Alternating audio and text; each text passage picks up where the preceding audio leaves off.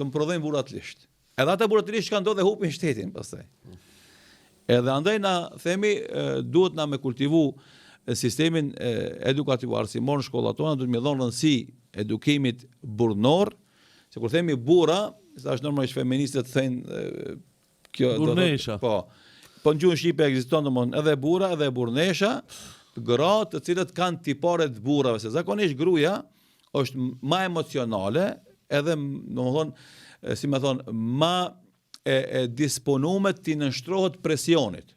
Për shembull, kur hyn okupatori në një shtëpi, nëse burri reziston, gruaja e parë dorëzohet, do intervenon për me zbu situatën duke e pranu fajin ose duke e dorëzu atë që e lip okupatori. Edhe kjo është fotografi domethënë e mirënjohur edhe reale. Rol ka gra për shembull që i rin besnik rezistencës së burrit ose rezistojnë bashkë me burrin sikurse ka ndodhur faktikisht me herojt kombëtar ton, Femi edhe Xhef Lladrovcin.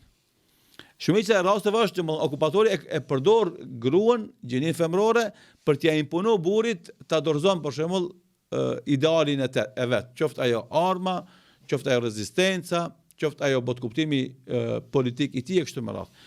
Dhe për këtë arsye, sepse gjinia femrore është emotive dhe është e prirë zakonisht të nënshtrohet dhe nuk ka fuqinë e rezistencës, i thuhet edhe gruas e cila ka tiparet e këtij burrit, i cili është i pathyeshëm, burrnesh. Edhe nuk ka mundësi më thon për një burrit që ka tipare të burrnis më thon grua e fuqishme ose grua e çelikt. Ka raste në perëndim e përdorin në gjuhën shqipe kemi burrnesh, në perëndim zakonisht e përdorin domon grua e hekërt ose grua e çelikt. Faktikisht është e vendosur në vendimarrjet e veta. Po përsëri summa summarum i thotë edhe asaj burrnesh, domethënë se ka tipare të burrit që kur e merr një vendim nuk e luhat atë. Kur e jep një premtim i përmbahet asaj. Kur e merr një amanet e çon në vend. Edhe do thotë nuk i shet parimet e veta për asgjë.